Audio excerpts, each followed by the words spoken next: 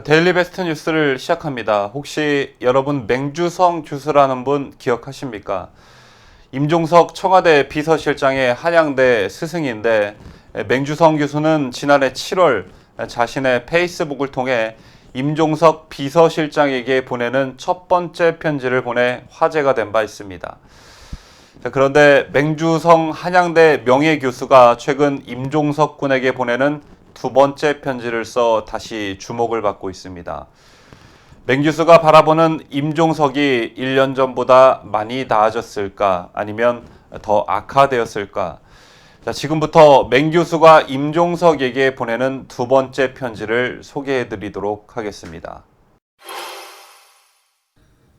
대통령 비서실장 임종석 군에게 2017년 7월경에 자네에게 충고의 글을 페이스북에 올렸네. 수없이 많은 욕설을 들었지만 그보다 몇십 배 더 많은 격려와 응원의 답글이 있었네. 많은 걱정 속에서 1년 동안 자네의 행보를 지켜보았네. 물론 그 다음날 자네가 글을 읽고 간접적인 방법으로 내게 소통을 했기 때문에 그동안 말없이 관찰하기만 했던 것이기도 하네. 그러나 이제 다시 말을 할 때가 되었군. 정치, 경제, 사회, 문화 모든 분야에서 뭐 하나 정상적으로 가고 있는 것이 없네. 마치 대한민국이라는 땅덩어리가 지구의 회전 방향과 반대로 돌아가고 있는 듯하니 이렇게 보고 있는 내가 미친 것인가? 눈만 뜨면 벌어지는 이해를 해줄 수도 없고 이해를 해서도 안 되는 새로운 일들로 나의 머릿속은 마치 토네이도가 지나가고 있는 듯 어지럽다네. 현재 우리가 겪고 있는 혼돈은 근본적으로 어디에 기인하는 것인가? 그것은 현 정권 들어 그동안 유지해온 국가의 정체성을 부정하고 막무가내로 뒤집으려 하는 자네들의 일탈적 통치 방식의 원인이 있는 것이 아닌가? 우리가 지켜야 할 국가 정체성은 자유민주주의이고 파괴해서는 아니 되는 것이지. 첫째 자유시장 경제, 둘째 자유민주 정치, 셋째 실질적 법치, 이 3대 요소의 유기적인 관계 속에서 국가의 발전을 이루어야 한다는 것이네. 지금까지 우리나라 정체성에 대해서 의심의 여지가 없었고 찬반의 논의 대상도 아니었지. 그런데 오늘 우리의 현실은 어떤가? 3대 요소 모두가 무너진 상황 아닌가? 첫째, 시장 경제가 자생적으로 형성되는 것이지 인위적으로 만들어가는 것인가? 도대체 소득주도 성장이라는 정책 또는 이론의 정체가 무엇이란 말인가? 글로벌 경기 상승기에 우리의 경제 지표는 끝없는 하향 곡선을 그리고 있다는 사실이 무엇을 말하는 것인가? 더욱이 글로벌 경제도 어떤 주기를 가지고 부침하지 않는가? 언제 또다시 이런 상승기가 올지 예측이나 해보았는가? 우리는 스스로 기회를 걷어차버리고 있는 것이네. 국가의 경제가 역사적으로 사례가 없는 이론의 실험 대상인가? 굳고탕진하고 빚 늘려가면서 돈 뿌리는 정치 누구인들 못하겠나?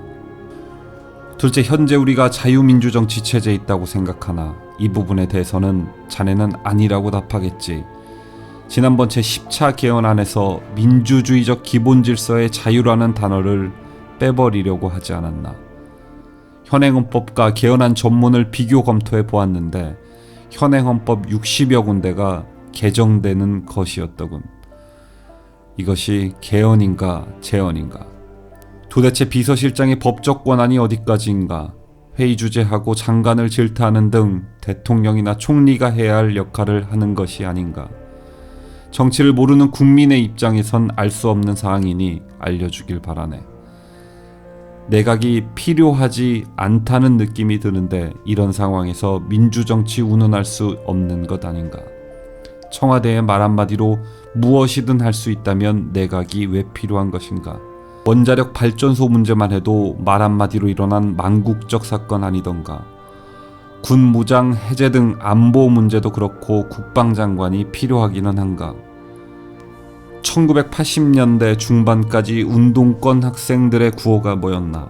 독재, 파쇼 정권 타도였지. 그 당시에는 눈부신 경제 성장이 있었네. 그런데 현 정권은 무엇인가? 경제는 경제대로 망해가고 있네.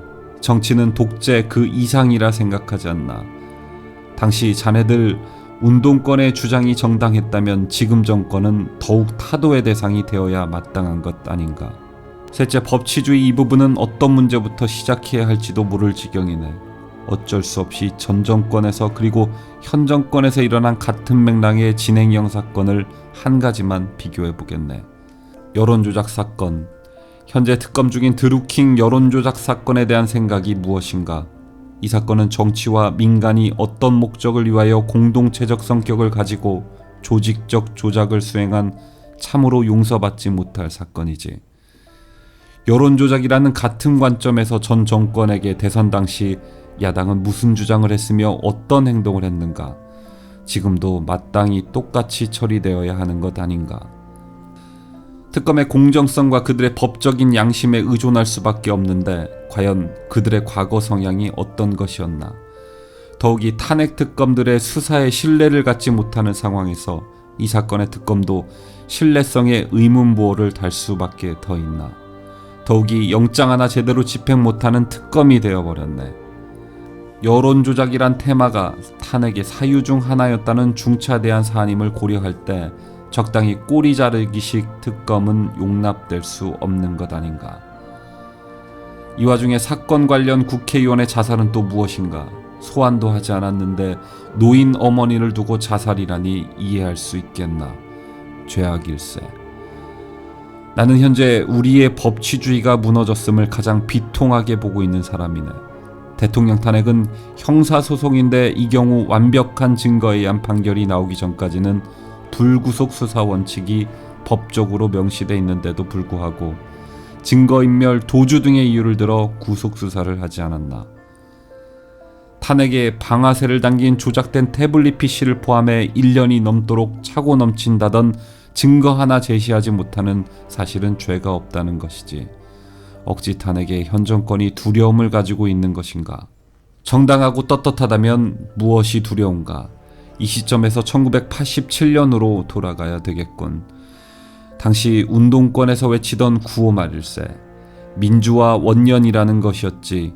원년이라 함은 그 이전의 모든 것은 민주화가 아니라고 주장하는 것이었나. 최근에 벌어지고 있는 우리의 현실을 체험하면서 원년이라는 단어의 의미를 새삼 되새기게 되었지. 현행법은 지키지 않아도 되는 것, 그래서 10차 개헌안이 재헌 수준이었고 목표점은 김일성이 주장했던 연방제라는 것. 이미 30년 전 그 이전부터 기획되었다는 것을 충분히 증명하고도 남는 단어 아닌가. 누구에 의한 기획이었나? 누구의 지시였단 말인가? 누가 존재하지 않고서야 어떻게 전국 대학 운동권이 일제히 같은 행동을 할 수 있겠나? 현 정권에 의해 법치주의가 무너졌고 국가의 정체성이 파괴되고 있단 말이네.